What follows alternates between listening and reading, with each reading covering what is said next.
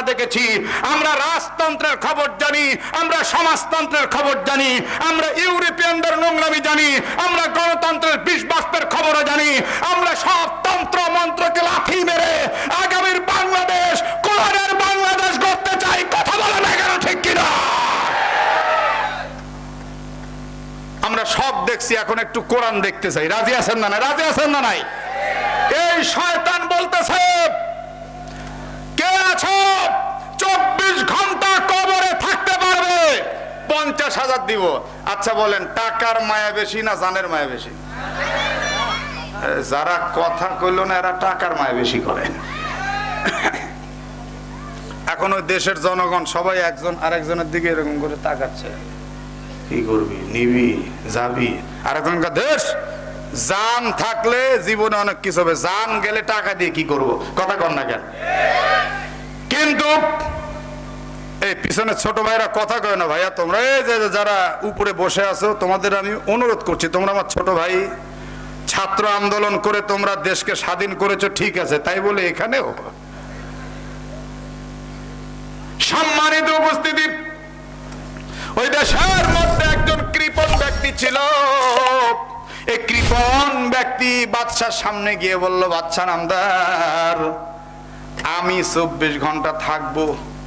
বাদশা সর্বনাশ, যদি মরে যাও বংশই দিব, যদি তাও মরো 50,000 টাকা আমার সন্তানদেরকে দিয়ে দিবেন। আমি মরে গেলে কি হবে, অন্তত তারা তো খেয়ে পরে বাঁচবে।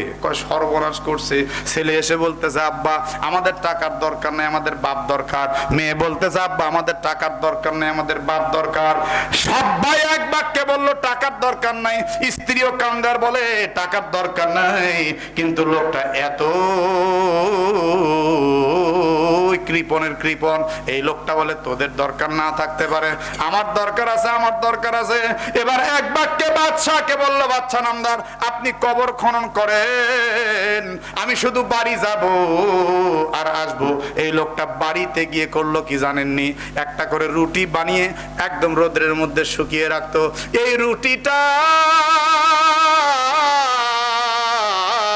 শুকিয়ে কটকটে করে 5-10 মিনিট পানির মধ্যে ভিজিয়ে আবার তুলে ফেলতো, তারপর আবার চালের মধ্যে শুকাতে দিত।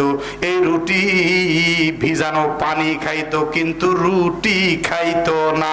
লোকটা বলেন তো কিপটার কিপটা, শুধু কিপটা না মহা কিপটা?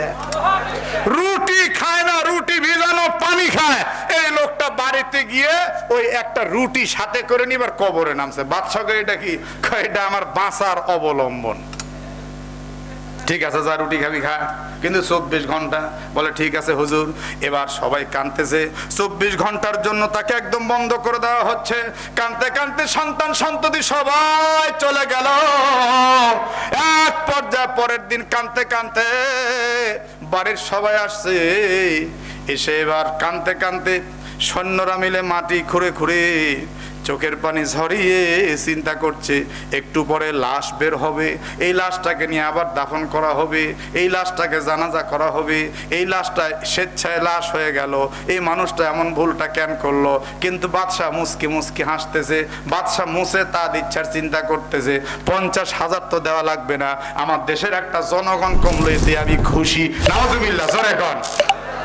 সঙ্গে সঙ্গে এবার যখন বাঁশের খাড়াল টারাল খুললো, দেখতেছে আল্লাহর বান্দা কবরে বসে বসে আল্লাহর নামের জিকির করে। সবাই মিলে এবার তাকে তুলছে। তোলার পরে বলছে, বাদশা নামদার 50,000 দেন। কই তুই বেঁচে আছিস? 50,000-এর কথা মনে আছে? বলে হ্যাঁ বাদশা, তাড়াতাড়ি দেন, আমার কথা আছে। এবার যখন 50,000 টাকা দিল, 50,000 টাকা নিয়ে চিৎকার করে কাঁদতে কাঁদতে বলে, এই 50,000 টাকা আমি দেশের গরিব দুঃখীদের মধ্যে বিলায় দিলাম। সবাই হতবাক হয়ে গেল যে এই লোকটা রুটি ভিজিয়ে রুটির পানি খায়, রুটি খায় না। এই লোকটা 50,000 টাকা জীবন বাজি রেখে পাইলো, এই লোকটা টাকাটা নিয়ে আবার আল্লাহর রাস্তায় বিলীন করে দিল। কি আশ্চর্য কারবার! ছেলেকে বলছে, মেয়েকে বলছে, সবাইকে বলছে আমার সহায় সম্পত্তি সব নিয়ে আয়, বাদশার সামনে আমি সব আল্লাহর রাস্তায় দান করে দেব। বাদশা তখন হতবাক হয়ে বলল, ভাই রে কি হলো কি হলো একটু বলো। এবার বলছে, বাদশা নামদার, আমি যা দেখে আসলাম কবরের মধ্যে, তা যদি আপনি দেখতেন আপনি রাজত্ব ছাইরা দিয়ে চইলা যাইতেন। সঙ্গে সঙ্গে বলে, ভাই রে একটু সবাই এদিকে আসো, শোনো সে কি বলতে চায়। অনুরোধ করছি, বলো কবর জগতে তুমি কি দেখলা। এবার লোকটা চোখের পানি ছাইরা ডাক দেয়া বলে, হুজুর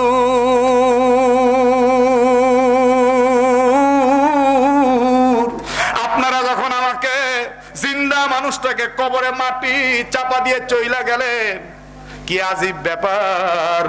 সারাদিন হুজুরদের ওয়াজে শুনছি মাটিয়ে চাপ দিবে, মাটিয়ে চাপ দিবে, কিন্তু আমি সেটা স্বচক্ষে দেখছি।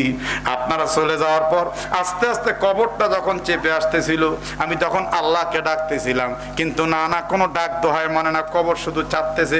চাপতে চাপতে যখন আমি মোটামুটি কষ্ট পাওয়া শুরু করলাম, আমি নির্ঘাত ভেবে নিলাম এইতে এখন আমার জানটা বের হয়ে যাবে। আমি চিৎকার করে কবরের মধ্যে ডাকতে থাকলাম, আল্লাহ